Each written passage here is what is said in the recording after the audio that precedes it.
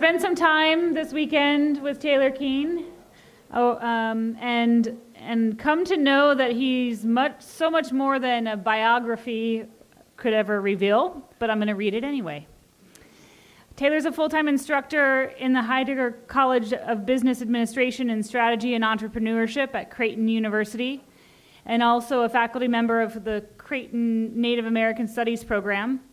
He holds a bachelor's degree from Dartmouth College, as well as a master's of business administration and master of public administration from Harvard University, where he served as a fellow in the Harvard Project on American Indian Economic Development.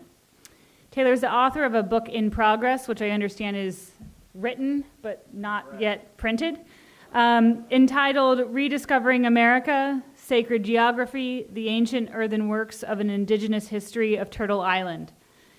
He is known also by the name Bison Maine, of the Earthen Bison clan of the Omaha tribe, and is a lifelong traditionalist. Please join me in welcoming Bison Maine Taylor Keene. Thank you.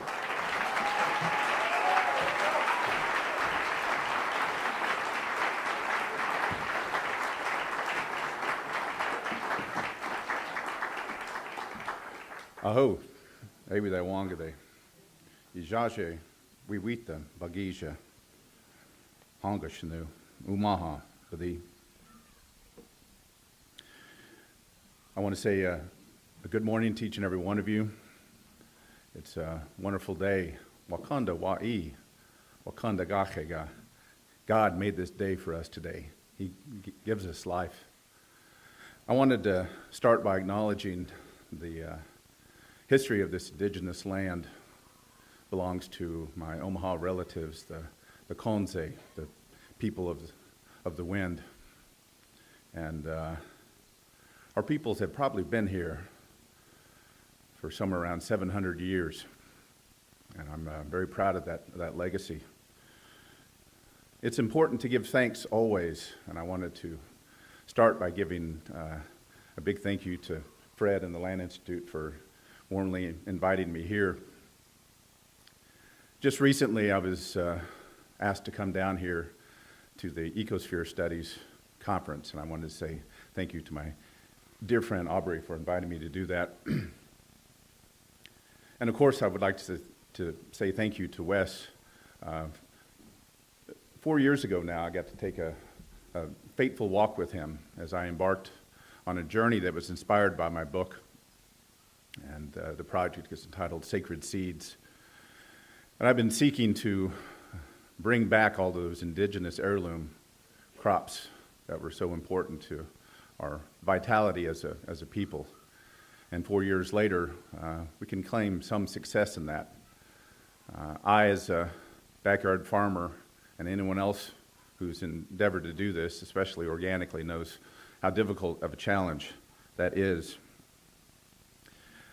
This talk this morning is in part inspired by a Tuscarora elder by the name of Jane Mount Pleasant. And wherever she is today, I hope that she can see the fullness of my heart that I have for her and the courage that she had for what she shared with us at the Ecosphere Studies program. And finally, in acknowledgement, I would like to dedicate these words today to Dan and to Abby and to Layla and to Em and to all you interns and all the future ones to come, for you are the future of the Land Institute and perhaps the future for all of us with food. MoNzho, OujoN, Pax'e, KoNbtha. A similar phrase was uttered by my dear friend Aubrey, who, in her work in her PhD program, was encouraged by her advisor to study one of the languages of the plains, and she studied my language. And so when I first came back down here to Salina and walked into that room, I heard her utter those words, "I will make the land good again." And when offered the opportunity to respond to that, I met her auntie and I raised it one. MoNzho, Pax'e, KoNbtha. I will make the land beautiful again. And in our language, it's a very verb-intensive language. And that verb, gache, means to make, to create. And yesterday, Wes encouraged us all to be makers of the earth. Pax'e makes it personal, I. Pax'e KoNbtha makes it I will now and forever make the land good and beautiful again. And I took that as a personal mission statement. Yesterday as well, Wes used the term Turtle Island. And in responding to the question, who am I wanted to share a story with you. For in answering the question of who am I am the stories of all those who came before me. In the beginning, our souls were like stars in the sky, thought, but no form. And eventually one of those stars, souls, asked the question, who am I? And that question burned inside of it. And soon it went to its mother, the moon. It says, Mother, who am I? Oh, my child, she said, I've been afraid you were going to ask that question. Hurry, go to your father. And so that soul went to his father, the son, and says, Father, who am I? And he immediately chastised him. And he says, my child, be very careful with that question, for that question is the most important question we have as a soul. But that soul is like us today, gossipy. We can't keep a secret. And soon there were 4 of them that had that question, who am I? And that began the journey of the souls. Our stories say that we come from the 7 sisters constellation of Pleiades. And by the journey of the souls, we come through the dark rift of the Milky Way and are guided by the morning star. This is the story that's told here. And so we would return home the same way. But when we first came here, those souls, this planet was all water. And those animals found themselves in the water. They had turned into 4 animals. First was the turtle, deer, waterfowl, and then otter. It was a struggle for all of them, but in particular for the deer, for she was not made for water. And the others encouraged her. First, turtle dove down deep to try to find something that might help them. Instructed that waterfowl to fly big circles all around. They found nothing on the first pass. Time was running out for Sister Deer. And Brother Otter said, let me go. And so down it went into the depths. And just when they were about to give up hope for that deer, they see that form, that otter, coming towards the surface.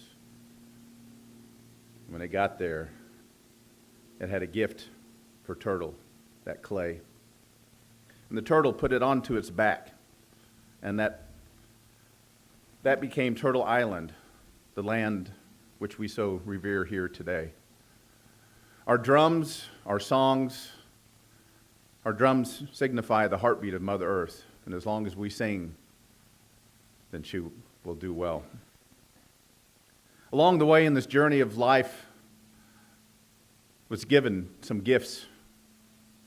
Not too long after I met Wes and the Land Institute, I had an opportunity to visit with Dr. Cecil King, the Odawa Nation in Canada.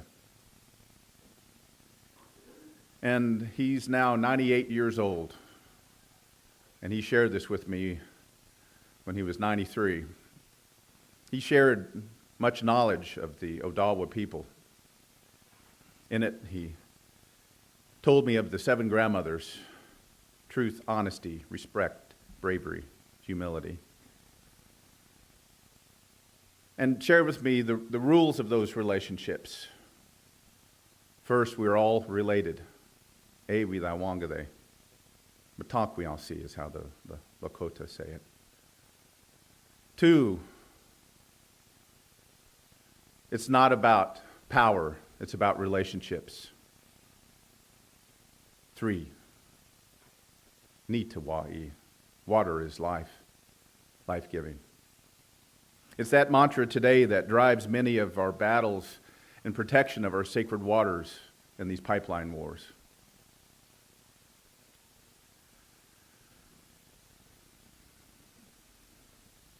Another story I wanted to share with you is how corn came to the Omaha. A long time ago, there was a young warrior who in a time of peace was trying to make a way for himself. He found himself on the edge of a bluff overlooking two rivers. And on the first day, as he awaited, he noticed there was a bison down in between these two rivers. And all day long, he sat and waited and watched. It seemed to not move. Finally, the end of the day had come, and nothing yet. He was afraid to get close to it. He was upwind, wanted to be able to take this as a bounty to start a family and a life. He had to go to rest that night, knowing that he couldn't get to what he sought. On the second morning, he came out, and that bison had moved to a second cardinal direction, and the same followed. He waited patiently, but that bison seemed not to move. He went to rest again that night, fretful, not understanding. On the third morning, it was pointed to the third cardinal direction, and at that point, he realized it was Wakan, that it was sacred, and perhaps the Creator was trying to share something with him, a gift perhaps. He began to fast, pray, to sing. The next morning, he came back and it was pointed to the fourth direction. And again, he kept up his vigil, prayed, fasted, and sang. The fifth morning, he returned to find that it was gone. He made his way down between those two rivers. As he approached the spot where that bison had been, there were neither tracks leading towards it nor away, except in the center was a mound with one hoof print, and it appeared that, like Muhammad, he had left this place. And from there,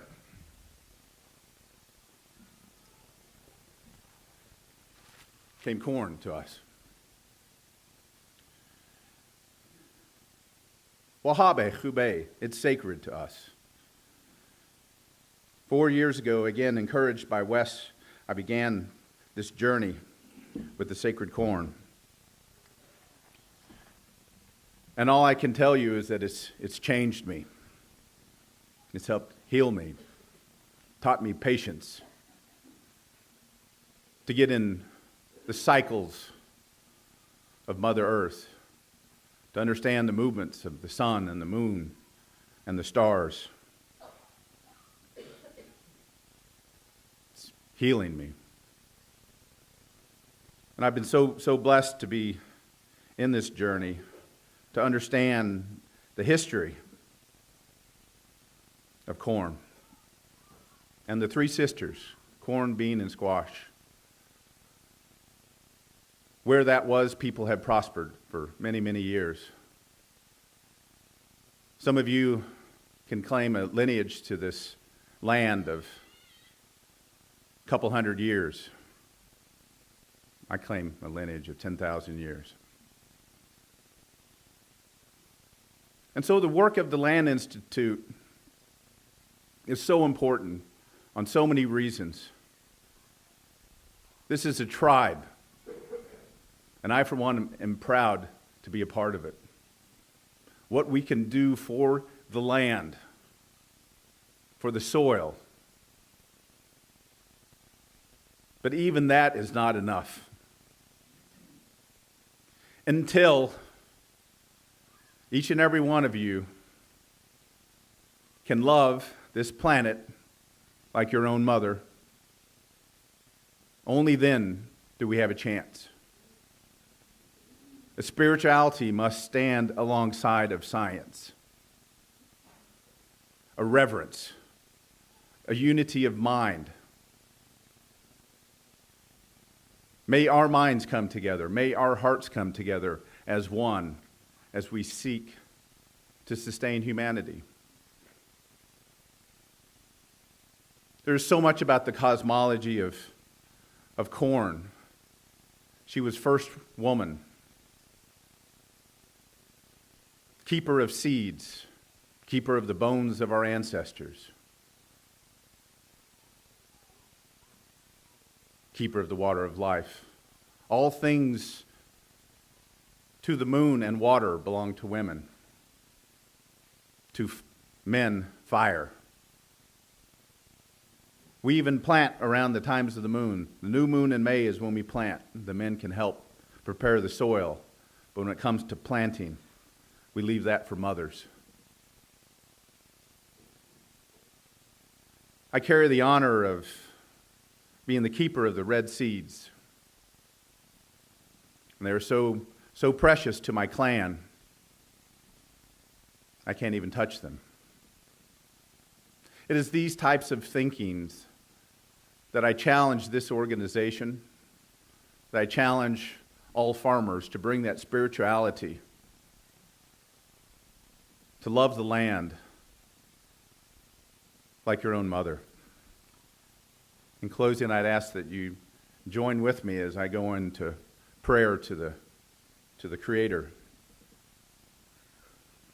Aho ewila wangade. Wakanda khube almastan dagadihum. Bate uda. Skahe anidaha. Abeshtiwa. Wakegaja eshti ishage. Woshinga eshti dawadaga. Wahonige eshti dawadaga. Wagonze dawadaga. Creator, Holy Spirit, ask that you at this time come down and touch each and every one of the hearts here at the Land Institute. That you may remind us that we have this wonderful gift of life wherever we are in the journey of our 4 hills. That we're thankful for this gift of life that you gave us. That we have the ability to see and to feel and to hear and to understand, even to hurt. We're thankful for those gifts. Creator, Father God, Holy Spirit, at this time, we ask that you give us all the strength to do what we can to make this land beautiful again. That we may remember that every plain, every hill, every mountain, every lake, every stream is sacred. And that all the gifts of the plant nation, the animal nation, we pay honor to. That we remember the law of orders, that the plant nation comes first, followed by the animal nation because they depend upon the plants. And lastly, us, the most special human beings, that we must keep ourselves subservient to those 2 orders, the plants and the animals. For if we put ourselves in dominion over them, we will but destroy ourselves. May we always remember that lesson. Creator, at this time we give thanks to the sun and the moon and the stars, to the trees and the water, all the plants and all the animals. And we give thanks to you, Creator. Wakanda wa'i, wakanda gahega. You give us life. You made us. Creator, touch each and every one of us in our hearts, minds, bodies, and souls. Give us the strength to make the land beautiful again. I hope. Before I leave you, I have a gift here and a challenge to the Land Institute. For 4 years, I have labored to be able to do something like this. I have the 3 sisters here and some more. I want to challenge this institution to follow in Wes's words, to embrace teachings of all of humanity. And on behalf of Wes, I'd like to invite my brother Tim Cruz, up here, accept these gifts. If you've never seen it, this is real corn.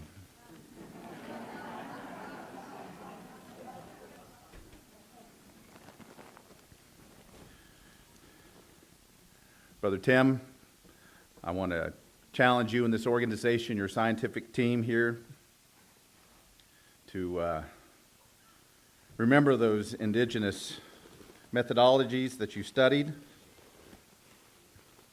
And just in case you forgot, here's your senior thesis back.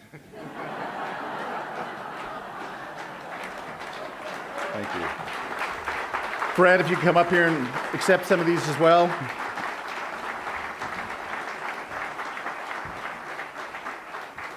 And again, I stand in solidarity with the Land Institute. May we all do what we can to make the land beautiful again. Thank you. Thank you so much. Thank you so much. Thank you. I hope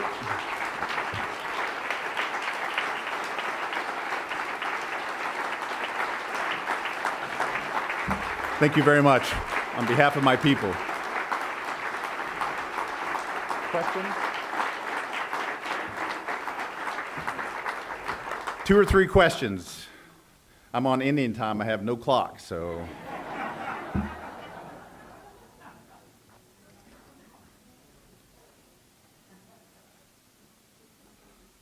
Questions? John. George, when you said fairly recent that Yes. Can you say a little bit more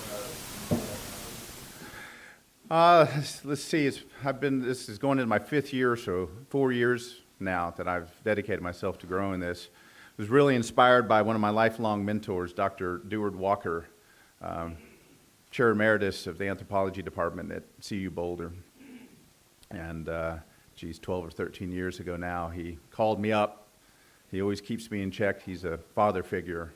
And he called me up and he said, "Young man, what are you doing to protect your corn?" And I said, "Do what, Deward? Corn? What?" And he says, "Your corn. These big ag companies like MoNzho, they've done travesties in the country of India, and I think you're next." And I scratched my head. A few years later, I found myself on the National Council for the Cherokee Nation. And our ethnobotanist, Pat Gwynn, he showed a picture of the seed bank in Svalbard, Norway, and said, "I don't know if we should put stuff in there or not, but we should do something like that." And of course, I asked some questions. And thus began the seed sharing program at Cherokee Nation, which is where I got my first seeds from. So, Brother Tim, those seeds there, that corn is Cherokee white flour, but who knows what it might do here. Yes, Barb?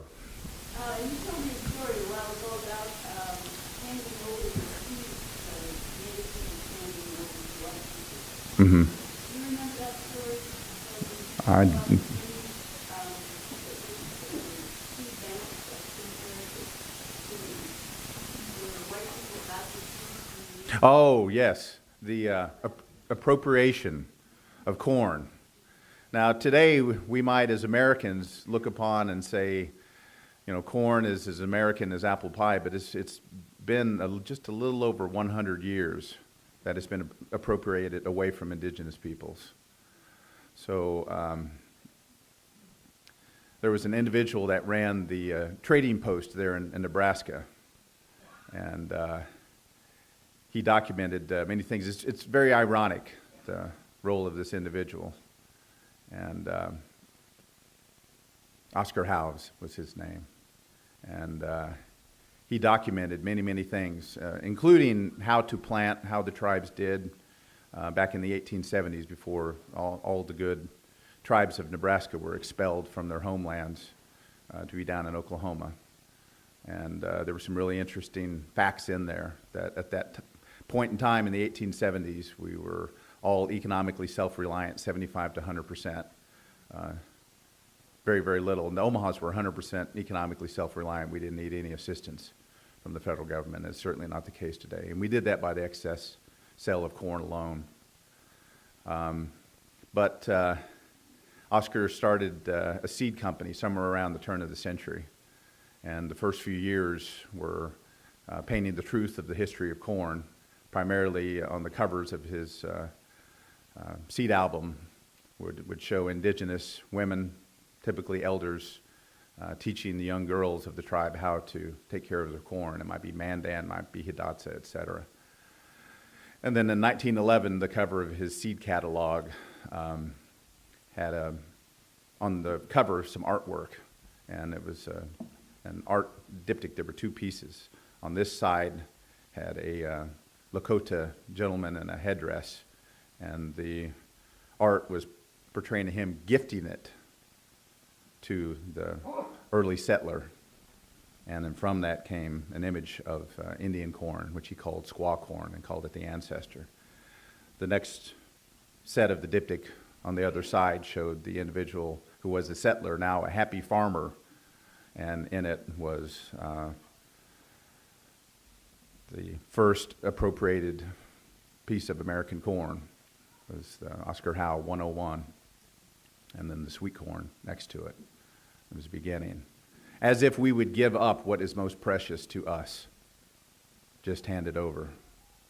And so it began a long legacy of things that were appropriated. Corn away from native peoples. Corn has been with the native peoples for 10,000 years, coming out of Mesoamerica. It has sustained much, much history. To the point that in America today, people look at Indian corn and say it's inedible. So what does that say about the American psyche? How can corn be stolen and appropriated away? But fortunately, today, somehow, some way, we've been able to bring all this back. So we're thankful for that. Thank you.